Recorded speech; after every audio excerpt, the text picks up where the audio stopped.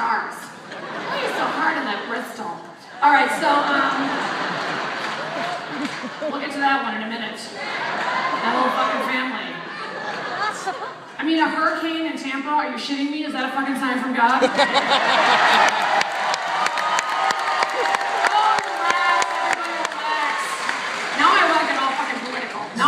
Since the reaction was mixed, guess what? I actually like this president. I guess I'm a terrorist. Suck it!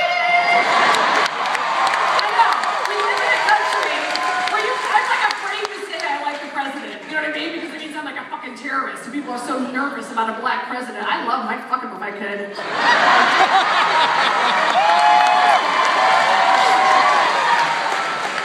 I do. I like a president. This is like a smart guy. I didn't like W. It doesn't make me a terrorist, but I like this one. He's smart. He inherited a fucking world of shit. All right, but I'm always going to admit that Vice President Palin would have been fun. I'm not saying good for the country or the world, but fun. So we'll get to her daughter, Bristol, named after a vacuum cleaner. We have a full docket. Okay, wait, let me wrap up with my favorite Woo Girl line. Okay, so I'm walking down the street in Chicago, and all the bars are getting out, and the girls are all wobbly, and the guys are all just like covered in sweat with manicured eyebrows. By the way, let me take a break. You fuckers do not fuck around with your manicured eyebrows here. I have never seen so many straight men with drag queen eyebrows. Yeah. All right? Fucking Dotties. You're like the fucking Dottie boys. Remember that show? That was the first time in my life when that show, Growing Up Gotti, remember that show? That was the first time I ever saw straight guys with manicured eyebrows like Liza Minnelli. I can't fuck a guy with manicured eyebrows because I feel like I'm fucking Liza. And she's got to be a dear friend, and that would be odd for me to picture myself strapping a dick on and fucking Liza. Picture it? Take a minute and picture it. All right, come back. I just lost the straights. Come on, hi. Hi, everybody. Hi, straights. Hi. All right, wait, I'm going to reach out to the straights for 1 second. Gays, take a nap. You're not going to give a fuck about this part. So believe it or not, even though I hate sports, because every boyfriend I've ever had, I feel like the sports widow, like every guy I've ever dated, they fucking love sport. I'm like a magnet for sports fucking guys. Anyway, so I hate sports, and especially football, as I call it, rape ball. And yeah, football to me is a bunch of high-paid rapists who get to pay to go rape and then throw a football, then they rape somebody, and then they never fucking go to jail. Yeah, that's right. So because of my hatred for rape ball, and because I fucking love to make fun of athletes and what fucking morons they are, I can't help but I watch that HBO show Hard Knocks.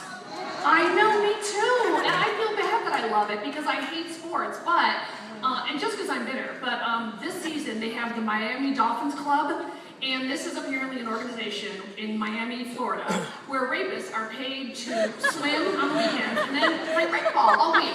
I don't understand the technicalities, but anyway, I will tell you there's something that happened very funny on Hard Knocks this week. So they had, I don't even know the name of the position that's the biggest guy, like if it's a defensive lineman or whatever, but there's a guy in there who's bulimic, and it's fucking hysterical. Did anybody happen to see the big guy who pukes?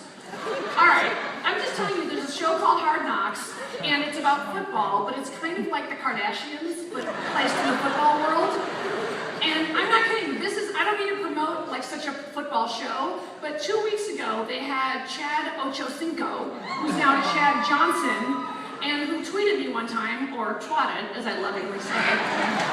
Please tell me you're following my twats on Twitter. I really hope you're following my twats on Twitter. I try to give you some fun little pictures and jokes. All right, so Chad Ochocinco is now Chad Johnson, and he's a real character, and one time he twatted me when I was working in Atlanta, and the twat was as follows: "Where you at, girl?"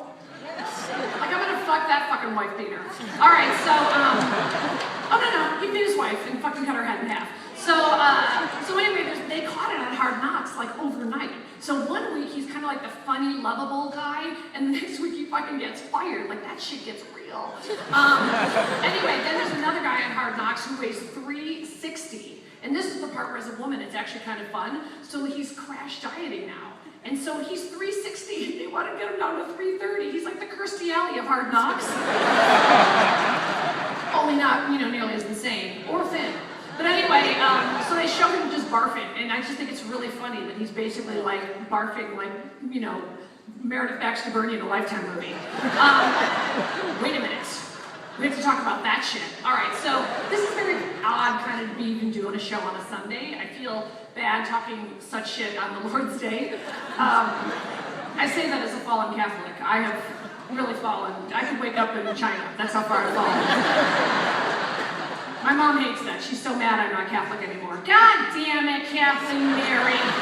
Son of a bitch. Your father and I tried to make you a good goddamn Catholic, and for what? For Christ's sake.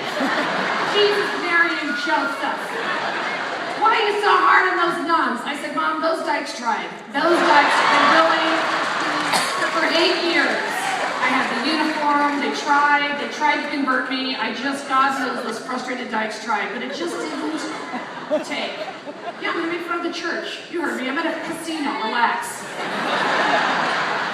There's strippers on every floor. Okay, so anyway, yeah, my mom gets mad when I make fun of any kind of like organized religion, although the Scientologists are the best. I mean, can we just talk about the whole Tomcat situation for 1 second?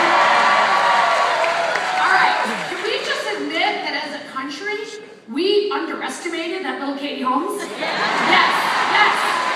I did not know she had it in her to fucking buck up against those crazy Scientologists with their antenna. Living with apartments on the rings of Saturn or Pluto, wherever the fuck they're from, those crazy Scientologists, Kirstie Alley and John Travolta, who loves a handjob from a man, am I right? Doesn't make you gay. I'll leave you kiss. You know what I'm fascinated by? John Travolta's wife. What's her fucking story, right? Is she like hanging in there for the settlement? Because honestly, girl, you earned it. You earned it. She's gonna get half the airplane. She's gonna get half of his wigs.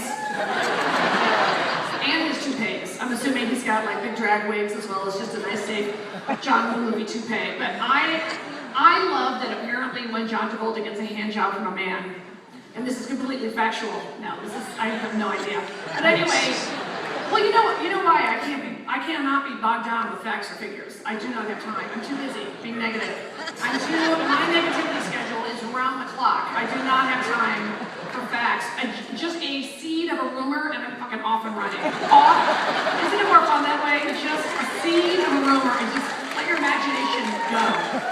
So we don't know John Travolta's gay, we don't care. Although there's a great picture of him, just a candid shot that the Inquirer ran of him kissing a dude that is just not the way straight guy, it is not a bro kiss. It's not like the weird straight guy hug and I pull you here and